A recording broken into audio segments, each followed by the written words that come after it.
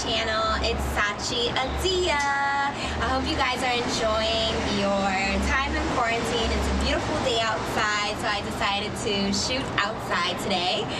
And today's video will be about credit. Now, I decided to make this video because I know a lot of people who struggle with finances, figuring out how to manage their finances, and just getting in control or getting back in control. So, why not spread the knowledge, things I've learned, and share with you guys.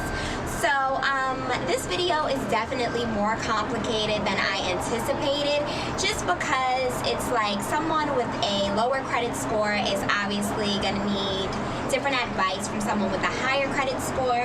So I just decided that what I'll do is I'll take the most frequently asked questions. I do work in the finance industry, so I do get asked a lot of questions. So I'm just gonna take the most frequently asked questions and kind of go from there. And I hope you guys get something out of this video. So, starting with the people who have maybe lower credit scores, and let's just say you're trying to figure out how to build your credit and you're not exactly sure where to start, what I would recommend is for you to get a secured credit card. Now what that is basically giving the bank a deposit. It can range anywhere from $200 to $500, and that deposit will act as collateral. So you're basically borrowing against yourself. So the bank is at no risk. If you fail to make the payments, they'll just take the money that you deposited. But however, you do want to make sure you do make your payments, because the credit history will report to the credit bureau, and that's how you will build your credit. So you definitely want to make sure you do stay on top of your payments, even though it is your own money. That's an excellent way to start building your credit, and I know a lot of people who have used that method. Now let's just say you have been successful at building credit, you've been approved for credit cards, but somewhere along the line you kind of messed up. Maybe you mismanaged your finances and you're now like, I have these accounts in collections. Now, what I want to say to you is that you definitely do not want to ignore your creditors. Collections are not to ignore. I know sometimes it's much easier to ignore things than to tackle them, but it's not that hard to fix, believe it or not. So if you do have things in collections, what you want to do is you want to get on the line with your creditors, and you want to do something called debt settlement. Now what that is negotiating a settlement for less than the full balance. Now, majority of the time, your creditors will work with you because they do want something for the money that you owe them. So you'll just get on the line and you'll say that you're going through a financial hardship, you cannot afford to pay the amount that you owe, and what you can afford to do is X, Y, and Z.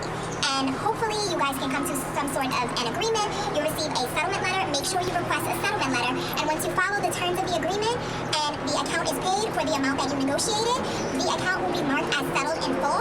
And that is way better than having anything in collections that you did not resolve. At least this shows your future lenders that you did try to resolve these accounts. Well, you did resolve them, you settled. So let's just say you've done pretty good with managing your credit cards and you haven't had anything in collections, you haven't making the minimum payments.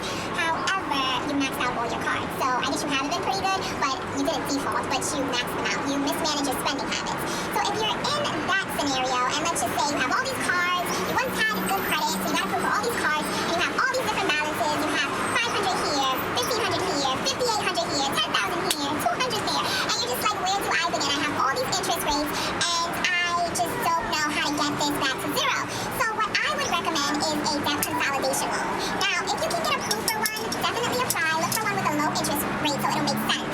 And once you get approved, you take that loan and you pay off all those debts. So you'll obviously apply for the amount that you owe on all the credit cards. Once you pay them off, do not use that. That will defeat the purpose. So now you'll just have your debt consolidation loan, and you'll just pay on that one amount instead of 5, 6, however many you have, and hopefully it's for a lower interest rate, making your resolution come at a faster pace.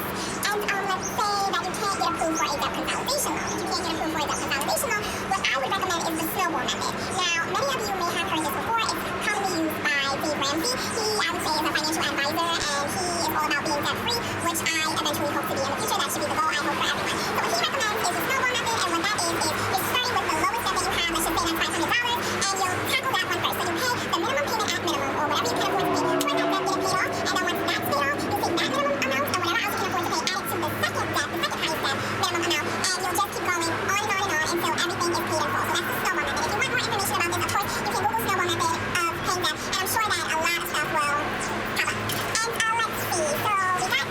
elevation. We've got snow method. Oh, and it's like maybe you're just holding off on panties and that's at your party. You're like,